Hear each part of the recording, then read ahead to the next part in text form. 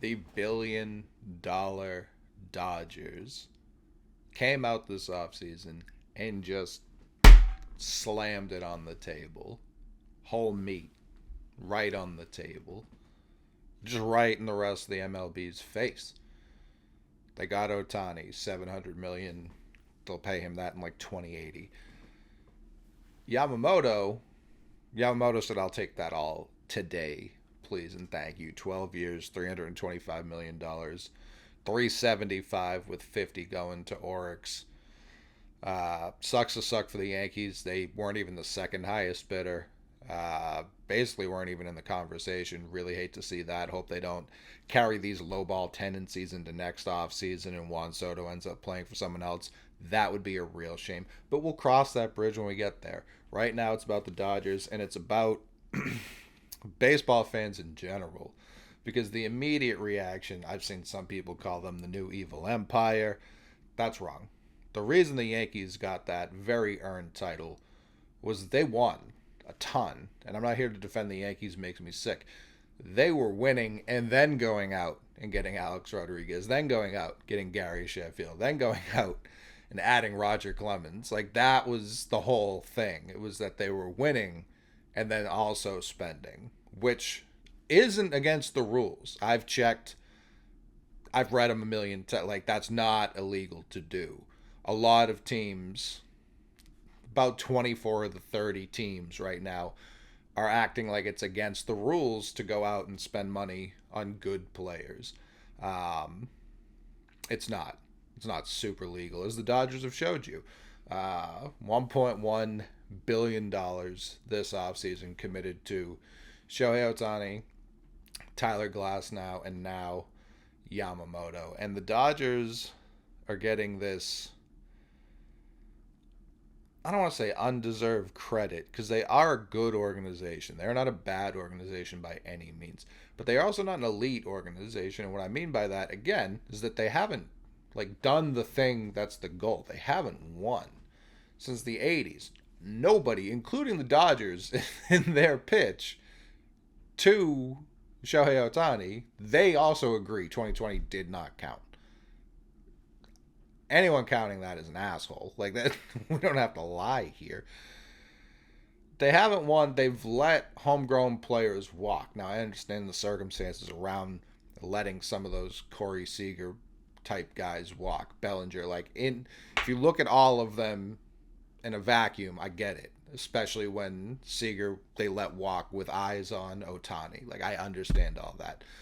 They traded for Mookie Betts. They took on David Price's contract, which means they didn't have to trade up the prospects that they eventually gave elsewhere. Like they do smart things. They develop well. So they're not a bad organization, but they have these weird tendencies that you would ascribe to bad organizations, like letting homegrown guys walk, like having at least one horrible human being in their rotation at all times. They give Julio Urias a million chances, and he fucked him up each and every time.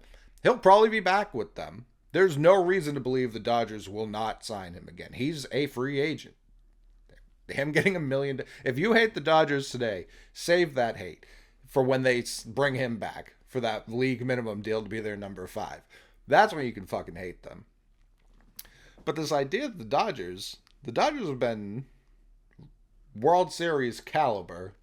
I said caliber because, again, they haven't won it pretty much since Kershaw showed up 17, 18 years ago. They've been running a terrible division. They get to the playoffs, they get smoked. That's just kind of what happens every year. They've added 3 players, all really good players. I have no knocks on the players, with zero postseason success or even experience for 2 of the 3 of them. Glass now has experience. The only pitcher he's in his realm of playoff performances is Clayton Kershaw. Like it's not, so they didn't add some like nails postseason. It's just not what's happened. And again, I like all of these players. If the Red Sox signed all 3 of these players, I'd have been thrilled. But I'm just talking about all the doom and gloom people. We have this collective goldfish brain as sports fans.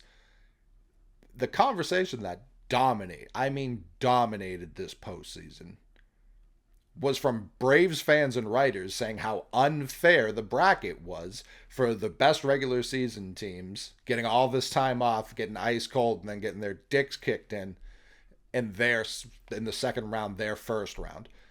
So if the Dodgers are going to be this juggernaut in the regular season, which feels fair to say, shouldn't it be unfair by the time they get to the playoffs? Shouldn't they be at a disadvantage? Like, to say that they're just going to walk right in and win the World Series feels insane. The Rangers just played the Diamondbacks. It's baseball. Basketball, yeah, this team, they would win the championship, no doubt. Football, they'd be really fucking good. Baseball, they're going to be really fucking good. They may even win the World Series. To pretend this is guaranteed is insane. Now, next year, not this upcoming season, next season, as a baseball fan, I mean, what a rotation coming on the horizon. Shohei is going to be back pitching by then. That's like, we're not even getting full Ohtani his first year in the Dodgers. I think that's kind of why it feels weird. Like, hey, he's going to be there. It's going to be sick. The entirety of LA is treating him like he just got there. The Rams had him on the sideline, gave him a jersey. Buddy, he's been there longer than you have. He's been an LA athlete longer than the Rams as a franchise have been in LA. Neither here nor there. It's going to be Shohei. It's going to be Yamamoto year 2. So not even year 1, year 2. Glasnow, we'll fucking see. We'll see. We'll see if he's there. We'll see if he makes it. Walker Buehler, heard of him.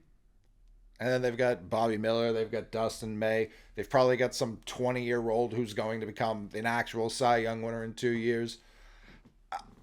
That's going to be disgusting. And over the course of 162, that's going to be quite impressive. Especially then they have the option. They don't have to pitch Ohtani or Yamamoto every 5 days if they don't want to. They just have a lot of options and flexibility moving forward. For the 24 teams I've talked about already that just aren't spending any money, like, what the fuck? Every single team, truly every single team, could have had the offseason the Dodgers just had. People are going to tell you, oh, it's because they're in the playoffs every year. No, it's not. It has more to do with location for certain players than others. But at the end of the day, if the Royals, and I hate to bring up the Royals because they've had a strong offseason too, if the Royals were offering this kind of money, people would go there. If the Brewers were offering this kind of money, people would go there. The Rockies, you tell me power hitters wouldn't line up to go sign with the Rockies if they knew they could sign free agents? Of course they would. They would love that shit. But they don't spend money. The Boston Red Sox are in that camp now. They don't spend money. Yamamoto's getting, it's the highest total for a starting pitcher in MLB history. $1 million more than Garrett Cole. 27 AAV. That is not crazy money for a guy who's projected to be an ace. Day one ace. That is not crazy money. That is very reasonable. Ohtani's got 46 on the books. You're talking about 70-something million for these two players. Mid-30s AAV, if you average it out. That's not a lot. Every team could do that. People look at the total numbers. Yeah, $1 billion for those two. 1.1 when you factor in Glasnow's extension. It's like year to year, it's not heavy operational cost. It isn't. All of these teams make money hand over fist. They share some of the money they make. That's how much money they're making. Every team could have had this offseason. Don't get mad at the Dodgers. Get mad at your team. The Mets fans are mad at Cohen. He reportedly also offered $325. Probably was leverage. But I don't know. If could Cohen have gone higher? This is another one I'm interested to hear. It sounds like teams were given one chance to offer, and the Dodgers got last crack, and they were told what everyone else was offered. The Yankees reportedly offered $300 million. Doesn't sound like they were all that interested. It's a real shame. My co-host, Kevin Lewis, guaranteed he would sign with the Yankees. Can't wait to see how he walks that one back next week. But they weren't really at the table. They weren't number 2. The Red Sox, I have not seen a reported offer from the Red Sox yet. I'm sure it wasn't even remotely 150 over 15, something along those lines. That would be my guess. I can't imagine how out of it they were. And again, he probably did have his eyes set on playing with Ohtani, especially when Ohtani deferred all that money. I'm sure he was like, hey, go get my pal. I'm sure that played into it. Anyone else could have also offered Ohtani $700 million. Could have offered him $800 million. It doesn't matter. Especially if you're not paying him until 2045. You'll make it back well before then. Anyone could have had this offseason. The Rangers have no history of anything. They had this offseason, really the last two off seasons. 2 years ago, they went out, they signed a bunch of money, spent a bunch of money on Seager and Simeon. Last offseason, they spent a bunch of money on Evaldi and on DeGrom. And DeGrom didn't even play for them. Like they've had this offseason 2 years in a row. It finally worked when they won this year. The Padres did this. They gave Machado a new deal. They signed Xander last year. They gave Tatis an extension before that. They signed Machado away from the Dodgers before that. Teams throw money around. Every offseason, someone does this. It happens to be a rotation of teams, and every once in a while the Rangers become the new team. They get some money infused. The Padres have a situation going on. They throw a bunch of money out there one year. It happens. The Red Sox are not one of those teams, right? They've fallen out of that rotation, and it sucks. I said it on the show that came out yesterday. If they pivot to Blake Snell now, that would infuriate me because it's diametrically opposed to everything Craig Breslow and Andrew Bailey have stressed since they came here. He is not a strike thrower. He's a good pitcher. I have no problem with his talent. It would be ownership meddling and not letting the GM do what you hired the GM to do.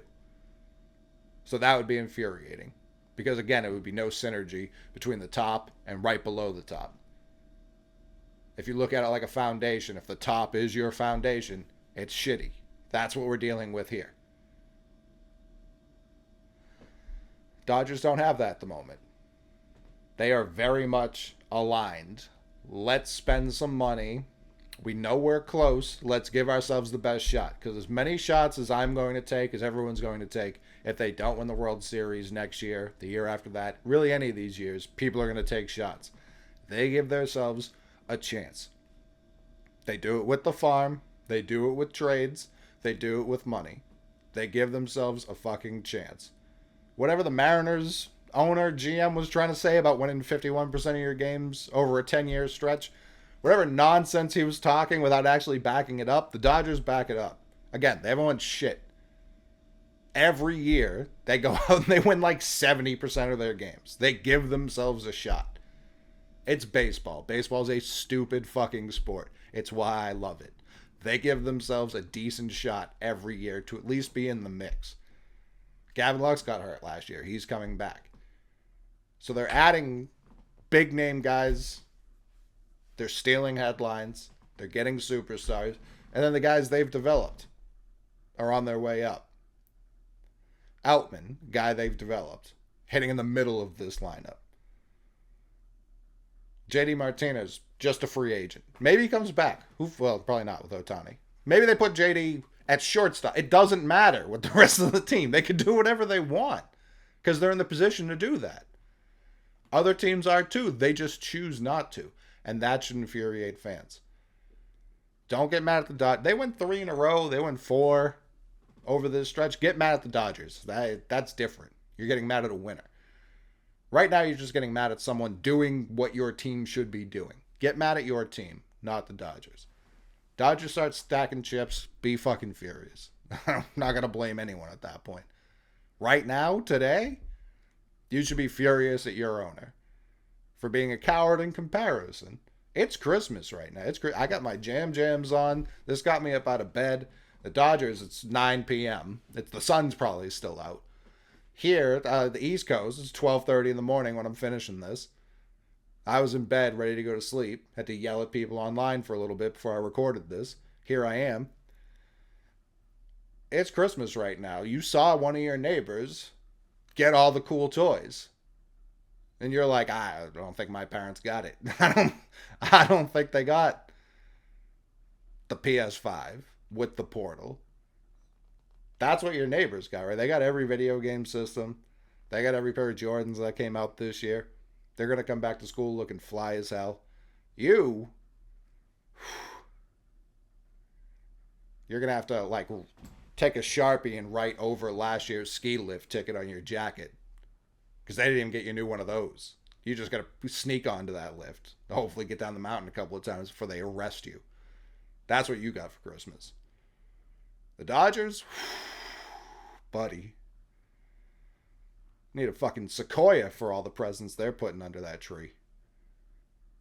Everyone else, man, not a Merry Christmas for the rest of us. But we'll see. Maybe the rest of the market picks up now. Trades, you would assume, still coming on the horizon. Maybe we get more news. Maybe your team gets that last minute present. I, for the Red Sox, remains to be seen. They deserve zero benefit of the doubt. None. Until they do literally anything. Please. Thank you.